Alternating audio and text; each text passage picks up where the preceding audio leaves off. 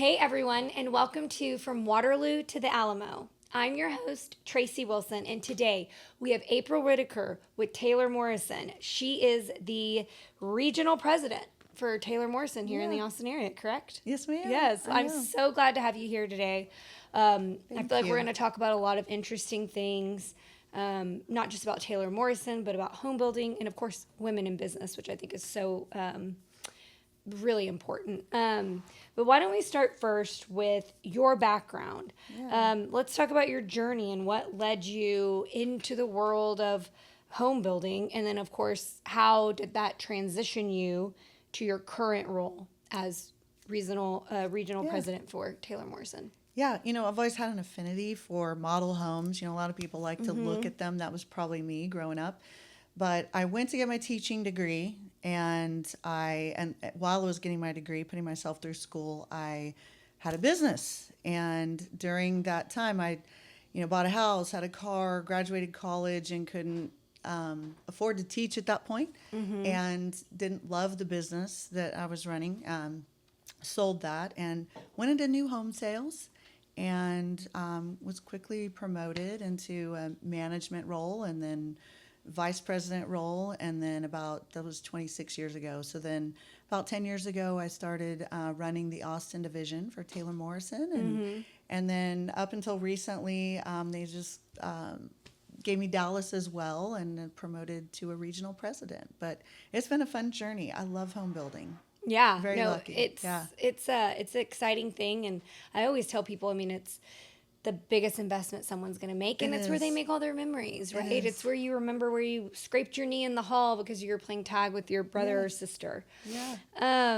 Okay, so what have been some pivotal moments for you, or milestones, I guess, Yeah. in your career that's helped shape the way you lead people? Yeah. I think as any leader, you probably have mentors in your life that have helped you get where you are. And, just having great coaches, great mentors, leaning into people that are better than you, hiring folks that you feel are better than you, not being afraid to be transparent. And, if you don't know something, ask questions. I think Yeah. that's very important. But milestones, I think early in my career, just maybe someone seeing more in me than I saw myself and giving me a Right. chance. That's scary. But I've learned that, now as you get more comfortable in your role or in your industry, just being able to ask for those next steps and being comfortable with not always having all the answers, right? So, Yeah. it's just really a lot about mentorship, I think. Well, and I feel like humility is important too. Like It you said, is. you're not going to always have all the answers, but No. assuring people that you're going to find out. Right. And I feel like you can always grow and learn in every situation. Yeah. But why don't you why Taylor, like what drew you to Taylor Morrison? Was it the company's missions and your values? Did they just align well? What was the draw for you? Yeah, Taylor Morrison, first and foremost, we have an amazing culture. I think to me, always as a working mom, there's always that guilt of being a mom, a wife, an Yeah. employee. But when you're passionate about what you do, you want to find those companies that align with the ability to be those things and be present when you're there, and wherever there is, whether it's parenting or at work, being completely engaged. Right. And Taylor Morrison just really advocates for a work-life balance. We want the best and brightest, but it's not a grind. It can be, right? The market can give us those things, but by and large, the things that are important to our CEO, through community and giving, through just having the kind of spirit, the pride, America's most trusted builders. They're things that your core values really can align with, on top of getting to work with some really amazing people. Well, and that's you want to know what you're working for, right? Yeah, You know, 100%, and that's yes. so important. That's also what keeps employee retention. Yes. Is people need to be happy with what they're doing, and happy where they're working. That's why culture is, I think, so big, with where you want to work. But also, I feel like, COVID kind of took a little bit of the culture away. So it's been kind of nice to get back in to being in the office and, mingling with the other employees and whatnot. But yeah, it's important I to agree. really value who you work for. That's right. Okay, so let's talk about leadership plus some Taylor Morrison insights. What do you see as some of the biggest opportunities and challenges in the Austin housing market today? Gosh, top of mind is affordability. I just Yeah. read a stat a couple days ago that 36% of our population can actually afford the median price here, which that's, as a realtor, as a home builder and developer, that's unfortunate, so that's probably issue number one. Probably number two is just some of the municipality requirements that are ever changing, and a lot of them have to do with either delays in getting, neighborhoods or housing to market, and the other are impact fees and the things associated with just getting water and wastewater to the sites, right? But those, or road impact fees, and those have gone up mightily in the last few years. And I think just how do we control that as working with our government officials, and also working to meet the needs that our community has for affordable housing. Right. And not just in a shelter approach, but in a well-rounded community approach where we're still providing something of quality to our customers that they can afford. Yeah. So those are really two big issues right now. I feel like that's like resounding issues. That's what I keep hearing when we talk to land developers, or even just any developer of any sort. They're the same thing. It's just like on repeat. But it's interesting because, usually we see increased home prices with geographical location, right? We see California.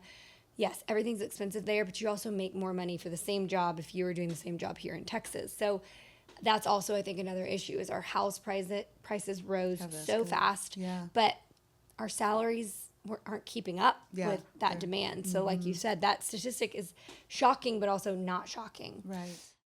Hello, my name is Macias Braganza, General Sales Manager at Mac Haik Ford Lincoln, your #1 Ford dealer in Central Texas. We are here for all your automotive needs, Ford, Lincoln, pre-owns, all year makes and model. If we don't have it, we'll find it. You won't find anybody that will work as hard as I will to earn your business. Thank you for making us #1 in Austin, Texas. Okay, well, let's talk about Taylor Morrison. So they're really, really known for their customer first approach and very design-centric approach. How are y'all applying that kind of worldwide vision here in the Austin area? Yeah. Well, it is our 10th year of being named America's most trusted builder. Yes, yes. I have to brag about that a little bit because it's such a pride in doing the right thing in our market. So, everything from how we design our communities to in floor plans and livability. But, one of the things that's exciting is we have a very diverse portfolio here in Austin. And so we serve everything from maybe that $299,000 buyer all the way up to, million plus, right? So we have some really broad spectrum opportunities for customers, and we're really trying to take the through realtor panels, through customer input, we're really trying to design our plans to have a more thoughtful livability and evolve. I think, when you look at, sometimes builders can just live in a lane, and I've built this home over and over for years and years and years. And we do try to take those same thoughts and concepts that are so popular, but try to have them evolve with the times and what customers are really wanting to see in their homes today. And we're in the middle of that right now, so I'm very excited to, to roll those out here in the third, fourth quarter this year. So. How do you foster that innovation and adaptability across all your teams, to create that, especially in this very shifty Austin market? I know. Well, through the customer feedback, we have lots of data. We have so much data to sort of lean in on. And then we have resources within our organization that are experts in this area, right? So we take the data we have internally, we pull external data, customer feedback, realtor feedback, and we have collaborative sessions. In fact, I just came from a frame walk out in one of our communities where we had 3 mocked up floor plans, and we use our purchasing teams, our sales teams, our construction teams, our trades are there, our architectural team. So we just try to really take all that information, put it into one group, and So and everyone's make on the sure. same page. Yeah, That's so important. so that we agree with what we're taking to market is best for our customers ultimately. Yeah, because there's probably nothing worse than getting to a certain phase and then you have your architect coming in and going, no, why would we do that? Yeah. Or one of your trades saying, no, there's no way that, nope, there's no Yeah. way you can do that. Yeah, that's And, really smart. It's interesting times because I mentioned affordability, but it's not just about taking things out of the home to make it more affordable. It's making sure that the where we spend the money is the most important places in the home that people enjoy and live. And so we're shifting some of that, right? Just to make sure their high impact areas are the best that they can be, so that there's not a compromise in how we live in our homes. So Yeah. it's exciting. I love that. Not a Yeah. I love that. You don't want to, because there's nothing better than coming home and it's your happy place, right? Yeah. It's your place that you feel like I need to get some rest and recharge. Just to be your sanctuary. Yes, exactly. So I love not compromising that. Let's talk about your community engagement. You touched on how you were drawn to Taylor Morrison because of the values that, aligned with you. Yeah. You're pretty involved with HomeAid, correct? Yes. So why don't you tell us a little bit about what that mission means to you personally and, of course, professionally? Yeah. Professionally, I love that, sort of this philanthropy runs through our veins, right? We really try to take our resources that we have available and apply them into the community. For me personally, to work for a company that, yes, we are a for-profit organization. We don't apologize for that, but we're also here to give back to the community in the best way possible, so that, we're building neighborhoods, right? But we're also helping the surrounding areas, whether it's through schools or missions, other nonprofits. And HomeAid does an amazing job. We're affiliated with them in many of our markets across the United States, and helped champion getting it here in Austin with the Homebuilders Association. In fact, did one of their very first projects when we opened the HomeAid organization here 6 years ago. But that connection is so important, because you feel like you have more to give than just to our general community, right? There is the beyond, and that's just like something that's fulfilling. That just makes you like feel like it's so much more than just getting a paycheck, Yeah. Well, I mean, would you mind sharing maybe a story that, I don't know, maybe through HomeAid that exemplified how home building can go so much deeper and be so much more impactful than just building the walls that someone's going to be living in? Yeah, the first project we mentioned, I didn't know what we were getting into, right? I signed up to be on the board, and then said, hey, we'll do the first project. And the first project really drew me in.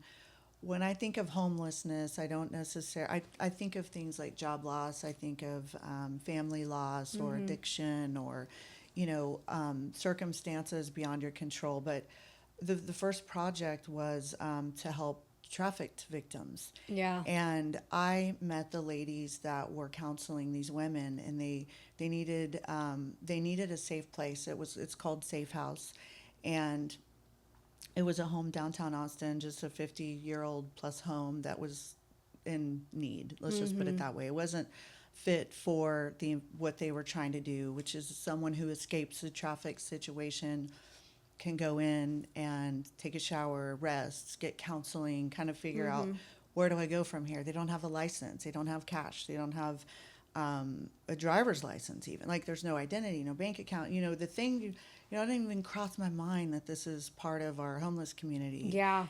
It seems like an issue of itself, but we were able to go in, assess what needed to happen, and completely remodel and take some model home furniture that we had just pulled out that was still brand new, and put it in here and make a very safe, comfortable spot for this organization that's trying to do amazing work here in our community and keep people off the streets and help them get launched into a new life.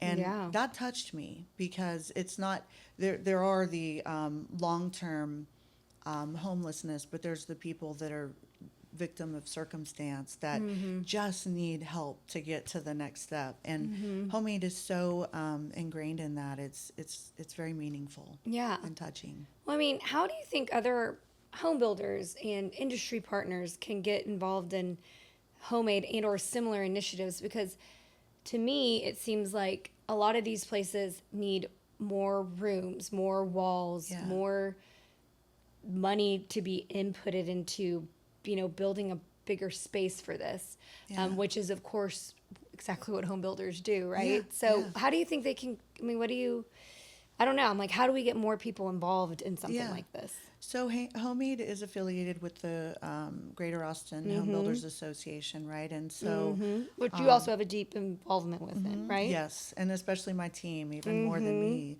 But the biggest way I think with HomeAid being right there and sponsoring so many of the events, you don't have to build. You can do service care days.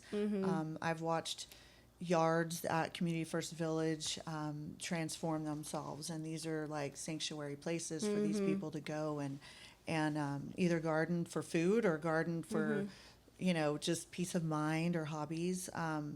But so you could do something that simple that's such a caring thing to Right. building ramps for people that need wheelchairs. It can be a very small thing, but they add up, I know the opportunities through HomeAid are vast and endless, whether it's food pantries or these care days I talk about, or just taking backpacks and school supplies. You can do drives at your office, or if you are in home building, definitely sign up to be a builder captain. And to your point, there are organizations that need additional bedrooms or remodeled spaces so that people in need that are going through this temporary time in their life have a dignified place to do that, right? And not just a rundown house, but something Right. that really helps prop them up with the resources they need. But HomeAid actually helps either get these remodels or care days for free, or they're able to save at least 30% on the big projects. It's a lot.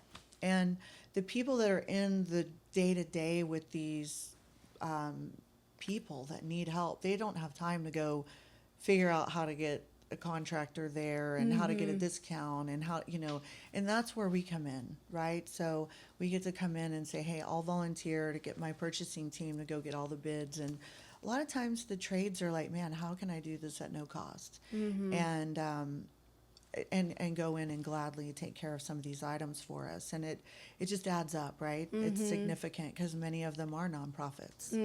Yeah. Well, and too, I think it's like a filtered down effect, right? Even your trades are going, man, I want to work with this company because They give back. well, look or what help. they're doing. Yeah. They're helping other people. So I think that's so important. Well, we kind of transitioned into my next question about the Greater Austin Home Builder Association, which of course you're very much, of course, involved in as well. But Hey, I'm Brandon Sparks with Nautilus Lending, based right here in Central Texas. We're a full-service mortgage operation and brokerage, serving Greater Texas as well as Florida and Tennessee. One of the greatest things about our shop is our ability to facilitate creative financing. What that means is that anything legally possible, we can get it funded. You want to find out more? Reach out to us, www.nautiluslending.com. That's www.nautiluslending.com. how has that network helped shape and strengthen Yeah. the building community here in Austin? Yeah, and that's a great question because, at the beginning of the day, we're all competitors. Right. But when you bring us together, we're an industry. We're a collaborative group of people that all want the same thing, and that's to build beautiful neighborhoods, beautiful Right. homes, create an amazing city that people want to live. And the Home Builders Association is the place where we all come together and kind of hang up our titles, hang up our company names, and come in and say, how can we do this better? How can we provide affordable housing here in our market? How can we, help with transportation and regulation and keep these things in check so that we're not suddenly priced so high people can't come to Austin and live in Austin. Yeah. The way to keep people to stay in Austin is is to have homes that people can afford to live in. So it really is that core for It's our a big industry. impact, It right? is. Our trades are, yes. But it impacts, I mean, I feel like the greater Austin Home Builders Association, I mean, it impacts economic changes, Yes. policy change. I mean, you name it, like you said, housing shortages. It really is the And so much of what they do is educating us, in case we're not, sometimes we've got our eye on the ball. We're out there Right. doing our hard work, but, they're behind the scenes really making sure that we are paying attention to what's important, making sure that we pull the resources collaboratively together with our colleagues to make sure that we're keeping up. Do we need to be at a planning and zoning meeting? Do we Right. need to have influence with who's being elected in some of these submarkets and protecting the greater good? And so by doing so, it's really taking advantage of the ability to be educated about what's out there and what needs the most attention and what the priorities are. Yeah. Well, because there's so many times, I mean, Taylor Morrison's not going to build in a community where you have no idea what's going on, right? Right. You have no idea Right. is there new zoning Right. restrictions? Right. So it's so important. But like you said, you're deeply involved, but it also just, y'all can kind of come together as home builders, right? Yeah. Even though you're competitors, but there is a collaborativeness of it, of course. you Yeah. know, yeah. I love that. Women in building. Let's talk about women in home building. Yeah. It is a predominantly very male-dominated, historically a male-dominated industry. But what barriers do you think you've personally broken in that market? And what do you think still needs to be addressed? Yeah, it's a good question. I started in the industry 26 years ago, and a lot has changed. I remember being the only female on an operating team, right? Just in the room for many years.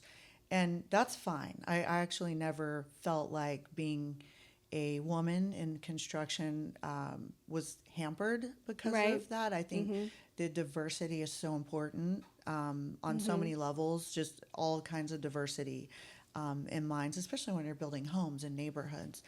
But I do think that it's less about how I felt, but I have definitely had other women feel a little more emboldened because they've seen me be able to move through, through being a vice president, a director, a vice president, a president, now a regional president, and they're able to say, "Hey, that's exciting. Like, how do I do that?" And so there's ladies that I mentor that, to me, that's the barrier we're breaking, right? It's not really me, because I felt like I've had a fair shot. It's pulling up these other ladies and supporting them and helping them understand how to navigate that world.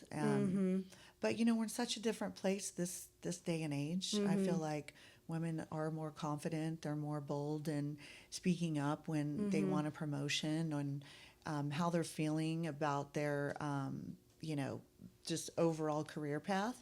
And that wasn't always the case before. It was a little more shy approach. So, well, especially if you wanted to have kids or Right. this or that. and that is hard. That is that's almost more of a guilt discussion than ability, in my opinion. Yeah. And in terms of like where your heart is calling. Right. Well, what advice would you give those women? Like you said, you mentorship. So what advice Yeah. do you give them to try to overcome some of those struggles? I mean, it's not just home building. We're talking construction. We're every facet of home building. Well, I know in the construction, we're very involved in the construction science department down at Texas State. And we have female builders that have graduated out of those classes, but it is educating them to start with, just getting into home building, right? You can be in warranty, you can be in sales, you can be in purchasing. We have so many women just all around in different facets. And, for each particular lady, it might be a different advice. But one thing I have learned, and studies will show this, women tend to have this need to know everything before they feel like they can ask for a promotion, where men typically are okay asking for a promotion. And I mean, there are studies done on this. And I'm like, you just go in there and say what you want, and you got to be ready for the next step, right? But going in vulnerable, like we were talking about earlier, is okay. It's okay to ask questions. It's okay not to know everything. It's okay to hire people better than you and just lead and learn from them. But don't feel like you have to wait until you've got all the boxes checked, because you'll be waiting forever. Right. And that's very huge. true. Yeah. Do you suggest any sort of leadership programs or mentorship programs? I know you're involved in women or land. What is it? I can't remember. Lands. Well, my vice president of land acquisition is part of that. I'm actually not part of it. I haven't had time, right? Right. But over the course of my career, there are definitely some ladies in land. Ladies in land. Yes, that's what it is. Yes, and there's just women in home building through the Homebuilders Association. There's definitely some places, I say definitely get involved in those. Right. Because there is power in numbers, and when you're feeling insecure, to have someone else that's involved in these just for the sheer purpose of raising each other up, there's just so much power in that. So much experience. And there's too. so much experience. And I have found, Austin is just a nice place. Like, take your organization out. People are just nice here, I have found. And these type of organizations are exceptionally nice. You need a hug, you're going to get a hug. You need to go to coffee and just vent, you're going to get an opportunity to do it. Like, people just want to reach out and help you and just rise above, any barriers that you may be feeling. Because sometimes you set them on yourself. They're not there. They're just what we think is there. Right. I mean, do you think there's a way, like, how do we make more room for more women in roles across the board, right? From construction sites to boardrooms. How do you think, I mean, I guess you kind of answered it, just being bold and being brave. I think that, the other thing is, does the notion of going to build houses for a young lady that's 7 years old cross her mind? I don't know. But, we have started working with schools. The Homebuilders Association is working with schools, and in particular high schools, that are engaging them in these sorts of mindsets to show them this is a very, great career, whether you want to be an electrician but it starts with, when you get an application, you look at your applications, and these ladies need to be in the list. They need to be in the pile. Yeah. And so they just need to put their name in the hat. And I've always been a firm believer that you hire the best talent for the job. It's not just because you're diverse equation in a bigger picture. It is the best person deserves the job, but put yourself in a position, you become what you think about or what you work on. And so surrounding yourself with other people that maybe are in a place you want to be and learning and growing is just that's like the very fundamental piece of it. Yeah, for sure. Well, what do you think what is on the horizon for Taylor Morrison in 2025? Anything we can kind of tease people about, either whether it's exciting communities or initiatives that y'all are embarking on for the rest of the year? Yeah, this year we've got a couple of new neighborhoods. We've got one out in Silverleaf. It straddles. It's the name of it's Silverleaf, but it straddles sort of that Bastrop Del Valley area. Over by the Tesla plant. It's a move up community. So we're very excited about that opening up here in about the third quarter of the year. We're right in the heart of Dripping Springs with another one that's going to be right behind the new City Hall, which is very exciting. Yes, yeah. And then early next year we'll have some more neighborhoods opening. But I think the thing I'm excited about is, like, we're starting to think about innovation and being able to go online and reserve a house and build a house, and then look at all your color selections online. We have a program for that. Just to be able to do a lot of that from the couch and sit and think about it. I think it's neat to let customers shop from home, so when they come out, they have new questions, and we're just evolving with the customer where they are.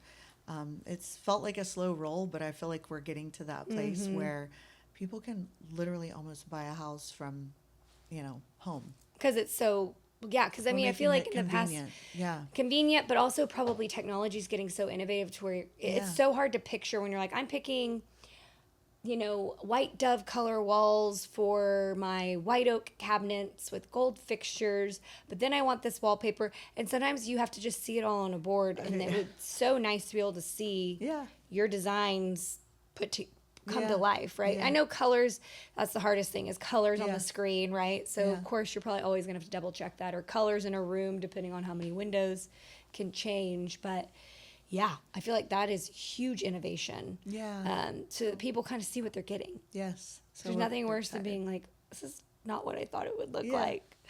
I love that. And then for some people, it is just about us curating the home for them because it's just too much to think about or the need to buy right now. So we have a really good mixture of, if you want to build, we have this, and if you want to buy something started, we try to keep enough inventory on the ground to make it a home. Well, and it's nice. You almost have like a shoe that fits for everybody, right? All different all different sizes, which is really nice that you can scale whether you want cookie cutter or you want more custom, high end. Yeah. Or really, is it price per square foot they're looking at? Yeah. That's important. It is. What do you hope that your legacy is going to be? I mean, not just within the Taylor Morrison community, but clearly in Austin home building at large. Yeah. Well, I am just one of a big team. I've got a very large, talented team. I'm so blessed. But it's, thinking about what we've done here in Austin and developing neighborhoods along the way and communities, really putting communities together. And, that's exciting. But I think more than anything, I would hope that my legacy lives with the people that I've been able to pour into over a career, right? That are now, I look up and I see somebody who now they're a vice president or now they're a division president, and just having poured into them, kind of what I've learned along the way and help mentor them. That's probably will be the most rewarding thing when I look back. I love that. I think that's so great. We sometimes will, as we're getting close to the end of the episode, we'll ask people that are on here, what does building a better Austin look like to you? Yeah. That's a big question. That's I know. A very full probably a lot. question. I am an Austin original, so to me this is home. I don't know anything else. I love it. I love the infusion of cultures here. I love the infusion of people coming. We definitely need to address our transportation corridor. It's a little bit of a deterrent sometimes. Such a deterrent. And again, affordability is key. That doesn't necessarily mean cheap housing. It just means affordable. But addressing that is certainly critical, I think, so people can enjoy living here, moving here, and have multi-generations here. Some of the more expensive submarkets have run generations out, whether it's, elderly fixed incomes or it's the kids that just graduated college and can't quite get to this level, right? So being able to have this sort of multi-generational city that just can enjoy what all of Austin has to offer. But it's like keeping Austin is to me just kind of the pinnacle of that question while addressing these needs along the way. I know it's growing. It's growing, and we've got to move with it. I know. I We're always a little bit behind the 8 ball. I have always been, and that's why we're seeing these confinements and constrictions. Like even going out to Dripping Springs, and I've said this on previous episodes. When I was a little girl, I remember driving, and I would be sleeping in the car to go see my grandfather in Oak Hill, and I just remember always being like, ugh, we're at this light, which we call it the Y at Oak Hill, right by the Y at Oak Hill. And I just remember it's painful. the longest light. And that was a long time ago. So it's like, this has been an issue, and they just started fixing this to build that into a highway a couple years ago. So it's just kind of like, I don't know what took so long, but. Well, I think that's one thing that makes Williamson County so special because they're buying land for 20 years in the future. So the corridors are just smooth sailing because there's more than we really need today, but we will soon. And that makes growth happen that way. So they've done a really good job. I'll give Williamson County some props. Yeah, I agree. They're probably going, we don't want to be like Travis County. We got to be a little bit more aggressive here, because Yeah. then you're going to get no one likes the headache of it. Yeah. So, well, I guess if people clearly they want to find out more about Taylor Morrison Communities and or you, they can just, is it just taylormorrison.com? taylormorrison.com, or if somebody wants to ask a question or get involved in HomeAid or Homebuilders Association and I can help, I'm on LinkedIn, April Whitaker. Yes, awesome. Well, thank you So- so much. I Taylor Morrison, like you said, I think that they do a very, very good job of balancing customer focused, design focused, but then also the people that work for them. I think that's what really makes their company so special, because they create value in each of them, but each of y'all play such an important role, which is Yeah. probably why the company has been so grossly successful. So Yeah, thank you. that's awesome. I It was agree. such a lovely time talking Yes, to you, thank April. you, thank Thank you. you for I've joining. enjoyed it. Yes, of Yeah. course. And that's all we got. Thank you for listening.